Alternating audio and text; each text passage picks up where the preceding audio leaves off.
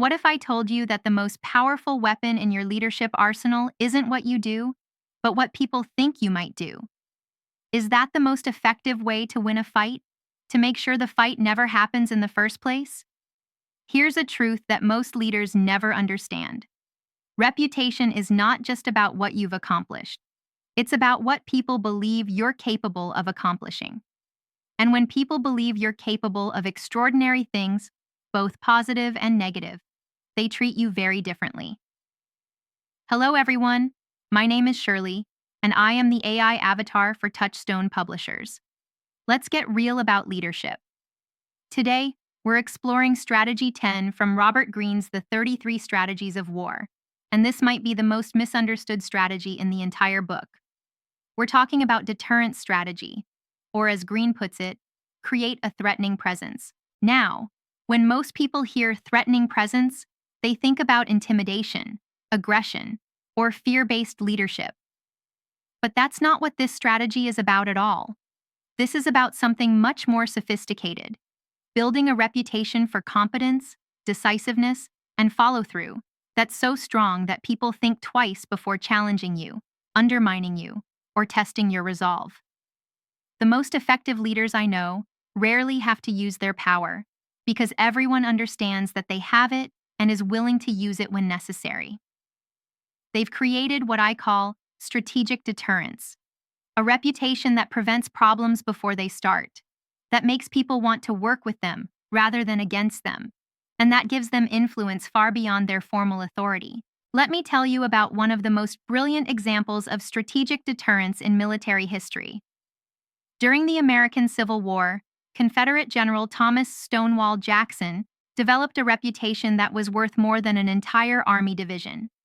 Jackson wasn't the largest man, he wasn't the most charismatic speaker, and he didn't have the biggest army. But he had something more powerful, a reputation for unpredictability, speed, and devastating effectiveness that struck fear into the hearts of Union commanders. Here's what made Jackson's approach so brilliant. He understood that reputation is a force multiplier.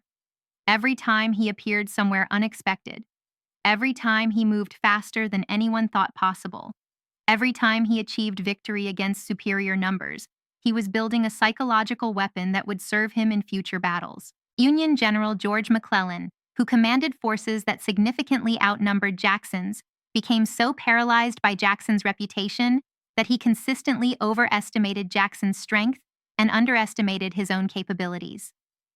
McClellan would receive reports that Jackson was in one location and immediately assume that Jackson had twice as many troops as he actually had, that Jackson was planning something more complex than he actually was, and that any engagement with Jackson would be more dangerous than it actually would be.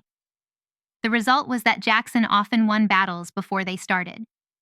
Union commanders would retreat, delay, or avoid engagement, not because of what Jackson was actually doing, but because of what they feared he might do.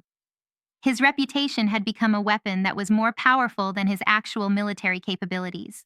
But here's the key insight. Jackson's threatening presence wasn't based on bluster or intimidation. It was based on consistent performance, strategic unpredictability, and a track record of following through on his commitments. When Jackson said he would be somewhere, he was there. When he threatened action, he took action. When he made a commitment, he kept it. Now, you might be thinking, Shirley, that's an interesting military example, but how does this apply to modern business leadership? The truth is, the most effective business leaders understand that reputation is one of their most valuable strategic assets. Think about how Warren Buffett operates in the investment world. Buffett has created such a powerful reputation for thorough analysis, long-term thinking, and ethical behavior that when he expresses interest in a company, the stock price often moves significantly. When he criticizes a business practice, entire industries take notice. When he makes a commitment, people believe he'll follow through.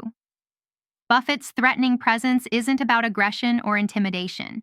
It's about competence and credibility. When Buffett says a company is overvalued, investors listen because they know he's done his homework. When he says he's going to hold a stock for decades, management teams know he means it. His reputation gives him influence that goes far beyond his actual financial resources. Or consider how Steve Jobs operated at Apple. Jobs developed a reputation for perfectionism, attention to detail, and willingness to make difficult decisions that was so strong that it influenced behavior throughout the entire organization. Employees would spend extra time perfecting their work, not because Jobs was looking over their shoulders, but because they knew that substandard work would not be tolerated. Suppliers would go to extraordinary lengths to meet Apple's requirements because they understood that Jobs would find alternative suppliers if they didn't deliver. Competitors would change their strategies based on rumors about what Apple might be developing, because they knew Jobs had a track record of revolutionary innovation. So, how do you build this kind of strategic deterrence in your own leadership? How do you create a threatening presence that's based on competence rather than intimidation? Let me give you a practical framework that you can start implementing immediately. First, establish consistency patterns. The foundation of deterrence is predictability in your standards and unpredictability in your methods. People need to know that you'll consistently uphold certain principles and standards, but they should never be entirely sure how you'll respond to specific situations. Second, build competence credibility. Your threatening presence must be based on demonstrated ability, not empty posturing. Consistently deliver on your commitments, exceed expectations when possible, and build a track record of effective decision-making under pressure. Third, practice strategic ambiguity. Don't always reveal your full capabilities or intentions. Let people wonder what you're capable of, what resources you have access to, and what you might do in various scenarios. This uncertainty can be more powerful than certainty. Fourth, demonstrate selective enforcement. You don't need to respond to every challenge or test of your authority, but when you do respond, make sure your response is decisive and memorable. The goal is to create a reputation where people think twice before testing you. Fifth, cultivate network effects. Build relationships with other influential people who can amplify your reputation and extend your influence.